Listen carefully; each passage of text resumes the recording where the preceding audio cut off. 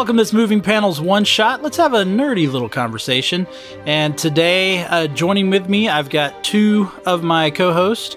So first up, please welcome, it's been a minute since he's been on the show, but please welcome Justin Baker. How are you, Justin? Good, how are you? Always a privilege and a pleasure to be on here. Oh, yeah, and you are actually the reason we're doing this one shot. I'll let you talk about that in a minute. And then also joining us from the 80s Flick Flashback Podcast, it's Mr. Tim Williams. How are you, Tim? I am well. Thank you for asking, and glad to be here. Oh, always a pleasure. So, you know, I always like to throw out, like, hey, guys, what do you want to talk about to my co-hosts for these one-shots? And Justin came up with an idea. So, Justin, why don't you let everybody know, what are we going to talk about today? Today, the topic that came to me is there too much in the Marvel Cinematic Universe? This actually spawned from a meme my wife sent me on social media of I don't know if y'all have seen it, it's the guy on the park bench with his son, and the little kid's like, well, Dad, I want to watch the new Thor movie. And he tells his son, well, sorry, son, you have to watch all these 20-something movies and 15 TV shows to understand what's going on. Mm-hmm. Yeah, there's been several memes. I've seen the one of guys sitting in a theater, and it's like, imagine the person in, I don't know what year they put, like 2041, who realizes that they won't understand the Marvel movie without watching, 57 previous movies. Mm-hmm. So that's what we're going to talk about. We're going to talk about that as the MCU has grown and as it continues on, is there starting to be a disconnect? Fans, when it started off, fans may not have known who Iron Man was, but when they watched the Iron Man movie, they didn't have to have any previous knowledge. Mm-hmm. When they watched the first Captain America, didn't need previous knowledge, so on and so forth. And then, yes, as it built, you probably did need to see a previous movie to understand what was going on. But now we're in new territory. And we started off with Shang Chi. Chad and I even did an episode about who is Shang Chi, because the two of us even said, this is a character a lot of people probably aren't familiar with. We weren't even that familiar with him to begin with. So we decided to do an episode introducing people to Shang Chi. And now we're even getting into Miss Marvel, which is coming to an end on Disney Plus. We've got Miss Marvel, who not only is a very little known character, but they've completely changed everything about her from the comics. And so even if you're a casual fan, if you wanted to do research about the character, you're now getting confused because they're changing so much about these characters. Mm-hmm. And so we kind of want to talk about that. Is Marvel getting too comic booky, or is Marvel getting too detached from the comic books? Is Marvel gonna gain more viewers, or do you think they now are only focusing on their core viewership? There's so much to talk about here. So, Tim, what do you have to say about all this? Well, it's funny because I think we talked about this once before, and I don't remember which episode or even who it was. Maybe I wasn't on the episode, I was just listening to it, but there was the talk of it's becoming, there's so much that now has happened, and I totally lost my thought. Oh my gosh. Oh, I was right there. But even like you're saying, like to watch Miss Marvel, right? You seem to have at least some knowledge of Captain Marvel, right. I think for me, I'll speak from where I am in the MCU. I think I've come to the point where I feel like they're going to have a hard time topping what they did with Infinity War and Endgame. And a lot of that comes from what they built from the beginning. Just the world building and the character arcs and all that just kind of came to a great final, or not say final, but a great face-off at the end. Yeah. And so they wrapped that story up. So then now, good or bad, we as the fans want that again. And I don't think they've been giving that to us in the sense of everything that's come out since then, probably the closest we've had is Spider-Man No Way Home, but that was more of a homage to the other Spider-Man incarnations we'd had, more so than, it's telling an MCU story. So, and I was just, I knew we were going to do this recording today, and I just recently read an article where Kevin Feige's now said it's all going to make sense at the end of Phase 4. And I'm like, who even thought we were in Phase 4? It's like I heard, I'm like, we're in Phase 4. I forgot what phase we were even in, but we've had the conversations where it does feel disconnected. Like even in like Multiverse of Madness, I think part of the letdown for me was I was expecting to see at least some of what we've seen already in the TV shows and the previous movies. I mean, there's no mention of Shang Chi. There's no mention of the Eternals. There's no mention of Falcon and Winter Soldier. You did have the tie-in with WandaVision, but that's the very first show that came out 2 years ago. So was it too little, too late, to where now it's like, I'm excited about Thor, which I know just came out, but I'm not quite as excited as I think I would be if I could see where it's fitting in this overarching story. Like I was excited about the very first Thor, knowing that, hey, the scene at the end of Iron Man 3 was them pulling Mjolnir. So I knew it was kind of giving me a little foretaste of what was coming in the next movie. And they've totally gone away from that at this point. Yeah. So you brought up something that I want to actually play off with you being the 80s guy that you are. So a lot of movies, when they either do a sequel or a remake, they might have cameos. Right. So, I big A-Team fan. They made the A-Team movie. Right. And, Mr. T has a cameo. Dirk Benedict had a cameo. Dwight Schultz had a cameo. Yeah. They had cameos. Yeah. And even Liam Neeson made his hair gray as an homage to George Papard. So even though he wasn't alive to be a cameo, there was still a nod and an homage there. But go ahead. And then even in the Paul Feig version of Ghostbusters, there were the cameos by the original Ghostbusters. Right. But now we're getting into things like, you mentioned Spider-Man No Way Home, in which the cameos require us to have seen those movies. Yes. The Ghostbusters popping up in the female Ghostbuster movie, you didn't have to know they were the Ghostbusters. That was for the fans to go, oh, look, hey, it's the Ghostbusters.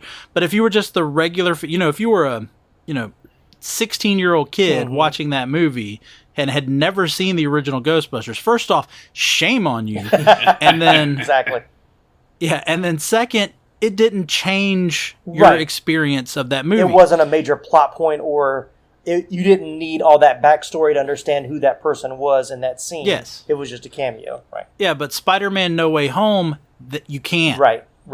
And I know people are screaming at me. I know. Ghostbusters Afterlife.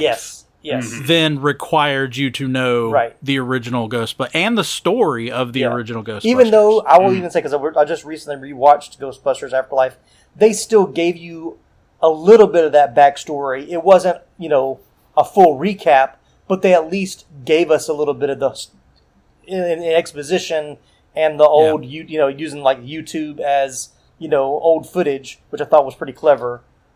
It still let a new, someone who would maybe not have been alive when the original Ghostbusters came out could at least have some former knowledge. You're not getting that with MCU. They're not going to give you a flashback to, like, there was no flashbacks to WandaVision in Multiverse of Madness. They just expected it. Seemed, I think this is what I was going to say a minute ago. We've gotten to this point now where Marvel is kind of like, oh, if you're in, you're in, and if you know, you know, and we're making this for you. That thing we were talking about that back with the series, the TV shows, like maybe Falcon and Winter Soldier. It didn't give a lot of backstory about how Falcon knew, or even Bucky Barnes knew Steve Rogers. I mean, we knew they knew him, but you didn't get all of that we had seen in the previous movies to have all that knowledge going into the story. So let me ask both of y'all a question. Have both of y'all seen WandaVision? Yes. Yes. Okay. Have both of y'all seen Miss Marvel? No. So neither of you have seen Miss Marvel. Okay. So next year we get The Marvels. Right. Which is Captain Marvel 2, but they're calling it The Marvels. Mm-hmm. And of course, everyone is expecting what'll happen is not only will you have Captain Marvel, Carol Danvers, but you're also going to have Monica Rambeau from WandaVision as Photon, that now she has her powers that we see her gain in WandaVision. And then we'll also have Miss Marvel, which we've got the Disney Plus show that's on now, able to see now. But would a person who doesn't watch Disney Plus, are they going to be able to go see the Marvels and know what's going on? Or do you think that, like Tim's just saying, do you think that they're just expecting, hey, we know you're watching this stuff, so we're going to come straight into this movie as if you watched this stuff? To me, I kind of feel like it's like Tim had mentioned earlier. It's kind of an MCU club. You come here to watch this movie. You're gonna have Disney Plus. You're gonna do your homework. You're gonna know all the backstories. Nobody is really just gonna go to an MCU movie for a blockbuster event. It's not gonna be like Jurassic Park or Star Wars. People are just like, I just want to go see an action movie. And there might be some, like my wife wants to go see Thor, but that's mostly because of Chris Hemsworth.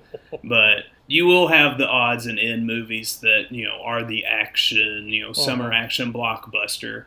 But nobody was beaten down the door to go see Doctor Strange Multiverse of Madness that wasn't already a diehard MCU fan.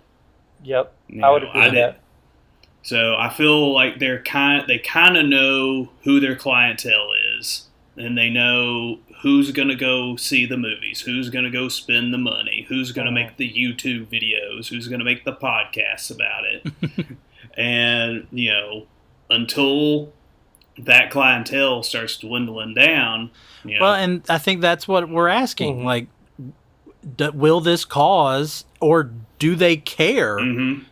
Are they thinking that it's an acceptable drop off? And to me, I think we will see that. As Tim said, we're in phase 4, moving on to phase 5.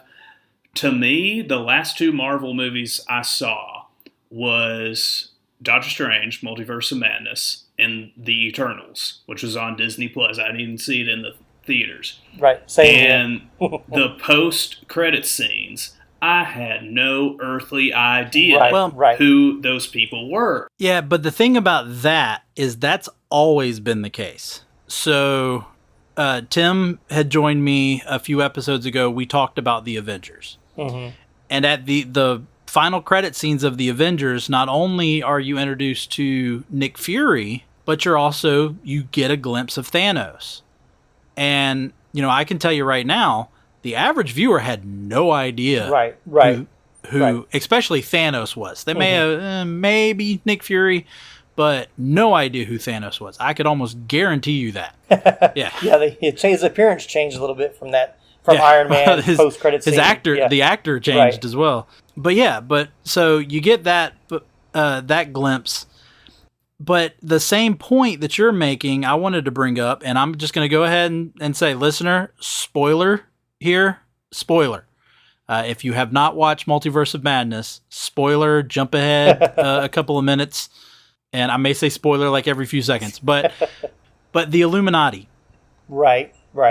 And us seeing, I forgot about Monica's mother's name, I forgot her name, but Rambeau being Captain Marvel.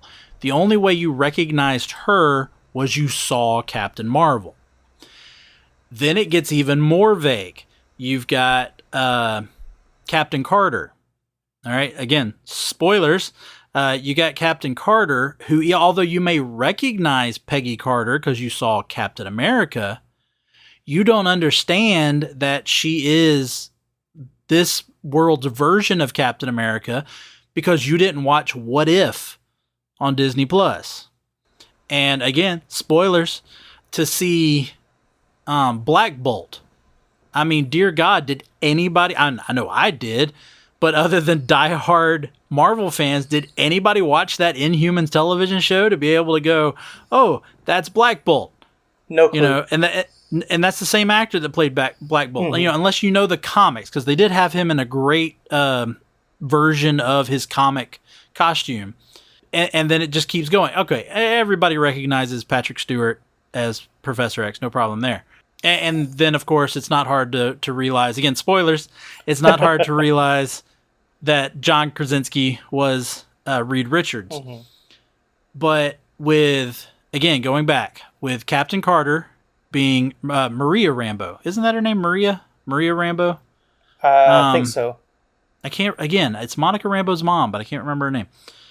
With her being Captain Marvel, with Peggy Carter being Captain Carter, and Black Bolt, those three, if you're not a diehard MCU fan, if you didn't watch What If you didn't watch if you didn't watch Captain Marvel, if you know nothing about the Inhumans, because they're, again, this side characters in the comics and this horrible television show on ABC, you're going, why is this, who are these people?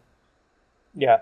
And it could cause you to just be lost. Like, where do these people come from?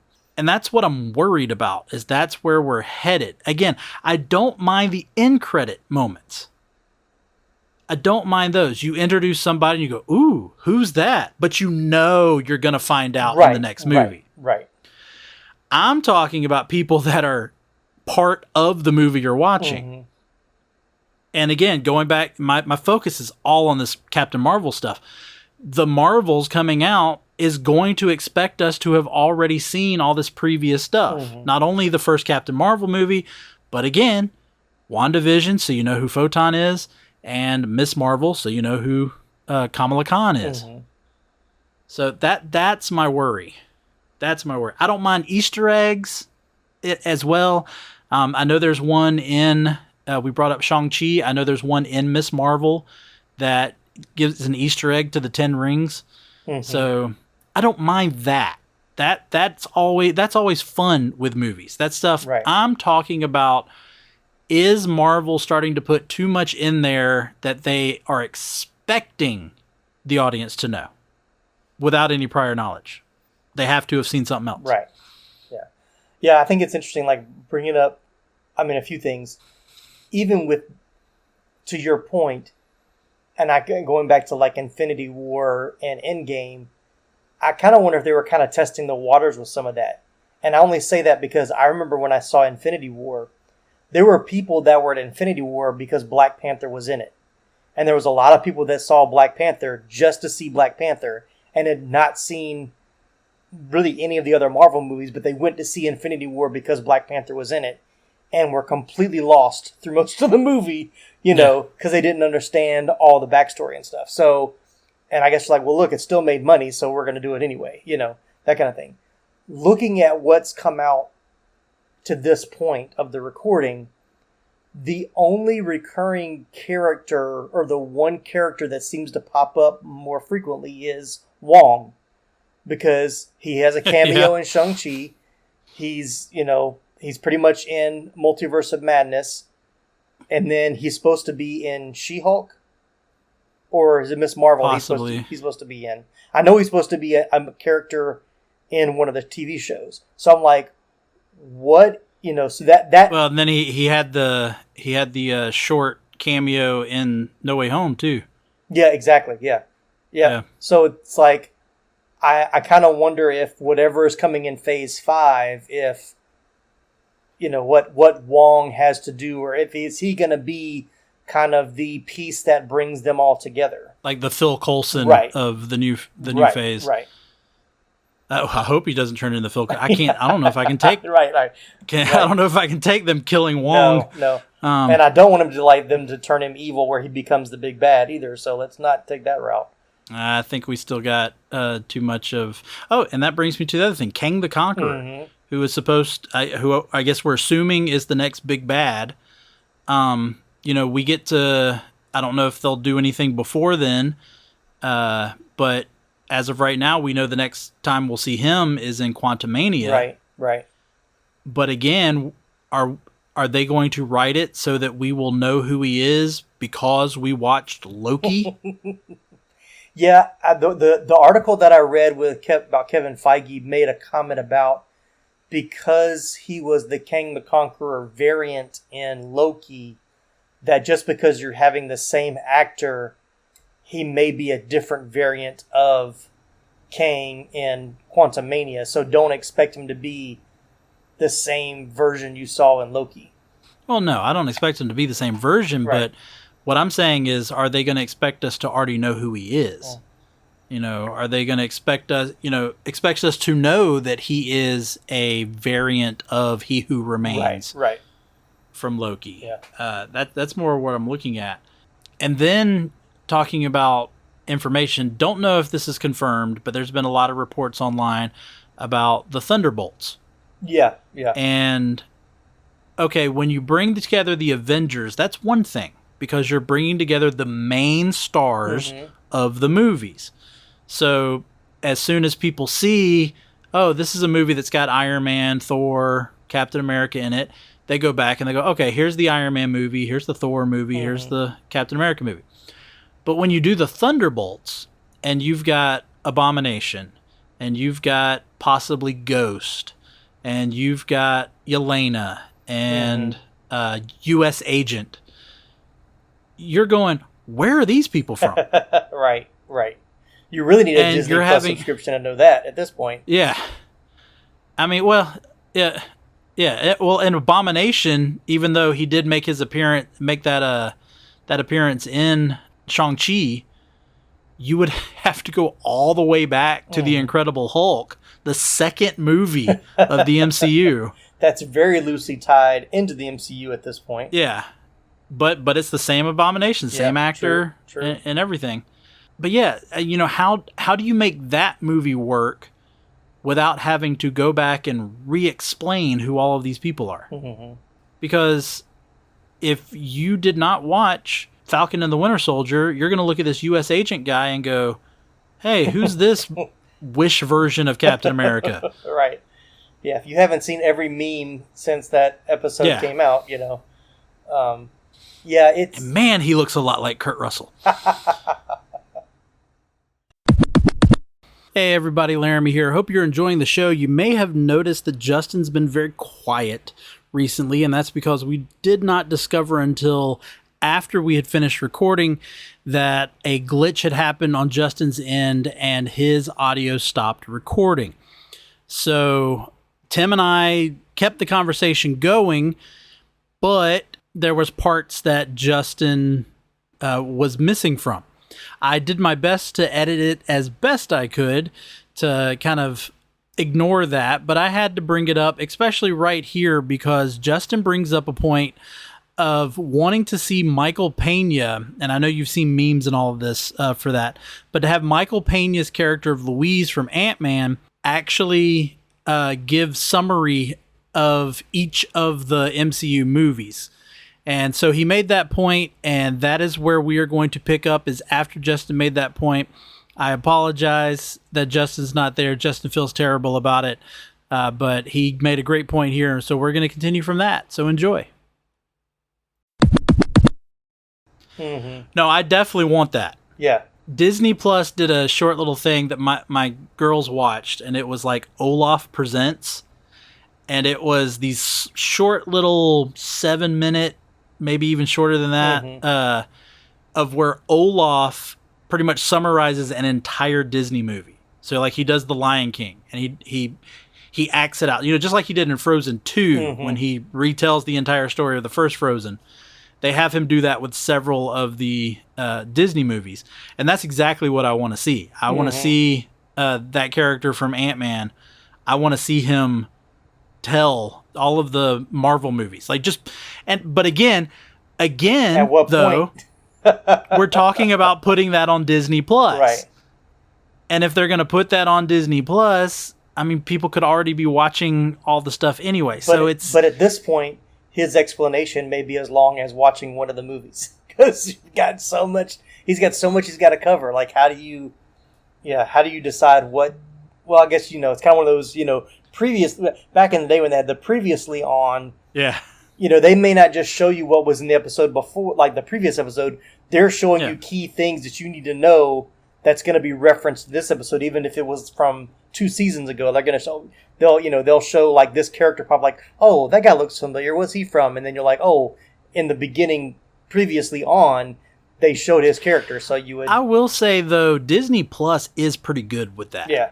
Because I can't recall so much from a Marvel show, but the Star Wars shows, they will show scenes from some of the movies. And they've done that on some of the Marvel. So that you'll understand. They've done that on the Marvel shows too, because I think I can't remember which Marvel show it was, and maybe it was only on one of them, but it seemed like they showed some clips from the actual movies, not just the TV show, to kind of give you context for that episode. So let's just go ahead and give our final opinion. With all this that we've talked about and all that, do we think Marvel's okay with the way they're going about this, or do we think they need to course correct because they're probably going to lose a lot of viewership? They're obviously not going to lose us. Like, we're going to watch it. Right. We're going to watch it, period. Right. They could come out with... I know there's already talks about doing like Wonder Man, and people are probably going to, who the crap's Wonder Man? I'll go see Wonder Man, especially if it's Nathan Fillion. I'll go see Wonder Man. But if they were to come out with another Man-Thing movie, and yes, there has already been a Man-Thing movie for anybody who didn't know, but if they were to come out with another Man-Thing movie, I mean, people are going to go, wait, isn't that Swamp Thing? No, it's Man-Thing. It's Marvel's version. Right. I'll still go see it. Right. No matter how random the characters are, I mean, they proved it could work. Guardians of the Galaxy, exactly. Yeah, completely random group of comic characters, became huge in the movies. Mm-hmm. So, do we think that they're okay, that Kevin Feige, the amazing mind that he is it going to work? Mm-hmm. Do we think he has a plan that it's going to work? Or do we think that maybe he should consider course correcting in order to not lose fans? So, Tim, what's your thoughts? I think course correct is probably not the term that I would use. I think, I'll put it this way. I think Kevin Feige has earned enough trust for those of us that have been with the MCU from the beginning. Like you said, I think... Yeah, but that's not who we're talking about. We're talking about people who haven't been... But I don't think they're going to course correct for those people. And maybe that's the bad part. Like, I think they feel like... I don't know. Because you're talking about the MCU began in 2008. Right. And we're approaching 2023. Yeah. So we're 15 years in. Mm-hmm. So that means you're teenagers, unless they, had a parent probably, or unless they just became a comic book fan as they grew up and went back and watched all this stuff, they're coming in fresh. Mm-hmm. Like they're coming in with new eyes to anything that's happening right now. So I think that's what we're looking at is the MCU still going to work for those for the new audience? For the new audience. Yeah, but I'm no, but I don't think they'll course correct in the sense of like I don't think they're going to try to go back and rehash. And maybe it's because of Disney Plus, because I guess they're going to think, well, if they want to see what's happened before, then they have to get a Disney Plus subscription. They have Disney Plus, and they can go back and they can watch everything to this point. Or even those little vignettes that they create on Disney Plus. Which I can say is probably that was probably a very good marketing, a good plan to have those things. Like they even did that for Lightyear. I mean, they had giving you the backstory of Buzz Lightyear from the Toy Story movies to give you somewhat of a context. So. I think it's, I don't know what the best word is. I think for me, I have enough trust in Kevin Feige that if he says if we're going to understand as we get closer to Phase 5, then I'm going to say that that's going to happen. for those of us that are wanting a little bit more connectivity at this point. For the casual fan, and maybe it's kind of the movie culture we're in now. If it's a big movie, people are going to go see it because they don't want to be left out, even if they may not fully understand everything. Yeah, that's a good point. So they're looking for that theater experience, and then they just have the nerd friend like us exactly. who can explain everything too. I'll just I'll just listen to moving panels over. They'll explain everything. And it was at this point that Justin made a great point regarding the time it takes to watch a show on Disney Plus. So we'll continue from there.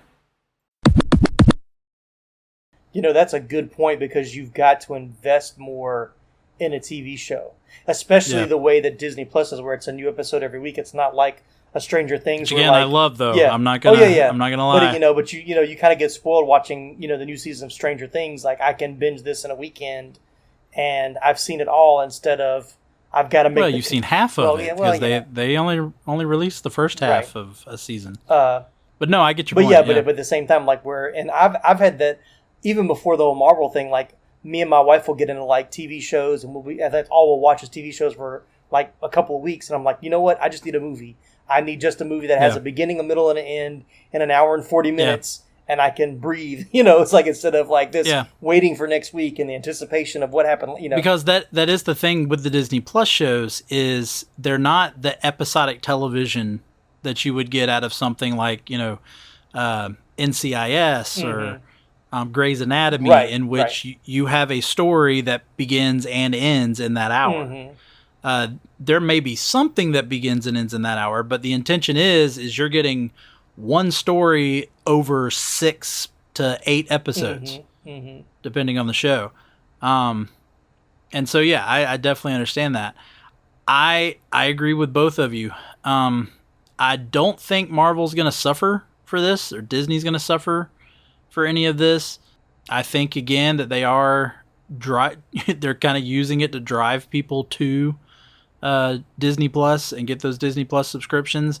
I mean, it drives people to the internet and looking up things, which I think is a great thing. Oh yeah, I really do. It, gets people out there, gets people interested, especially in something like this. If you can get, if because your movies are confusing people, you get more people consuming comic material, they still win.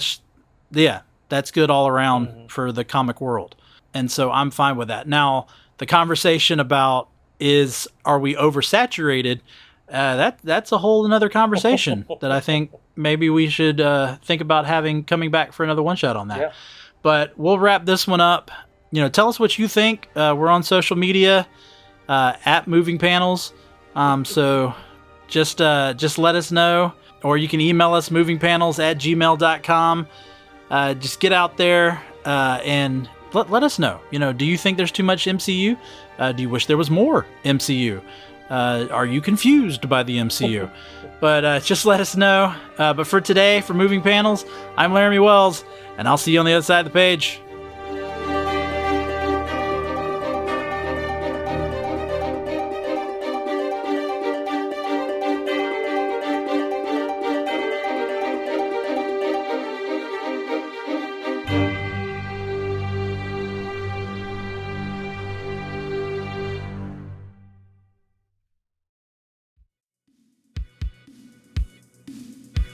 Do you love movies of a certain age? Do you miss the days of VHS tapes and VCRs and video rental stores? Is the thought of another 80s movie being remade seem inconceivable? If you want to go back to school, back to the future, or even back to the beach, then the 80s Flick Flashback Podcast is for you. I'm Tim Williams, the creator and host, and on each episode, I'm joined by a guest co-host as we revisit a different 80s flick to discuss our first-time watch memories, iconic scenes, and even learn some behind-the-scenes stories along the way. New episodes drop every other Friday on your favorite podcasting platform. So make like a tree, get out of here, and go listen to an episode of the 80s Flick Flashback Podcast.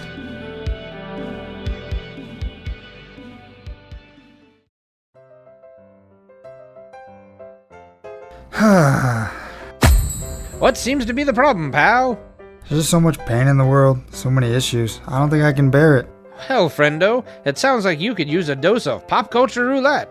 Pop culture roulette? What's that? Some sort of pop culture themed podcast or something? That's right, sonny boy. When hope seems far, dive into some PCR. But I already get my entertainment news from Variety. Huh, that's pretty good. If you're a chucklehead, PCR gives you news you need, condensed, unfiltered, and raw, from three nerds who know a little something about something.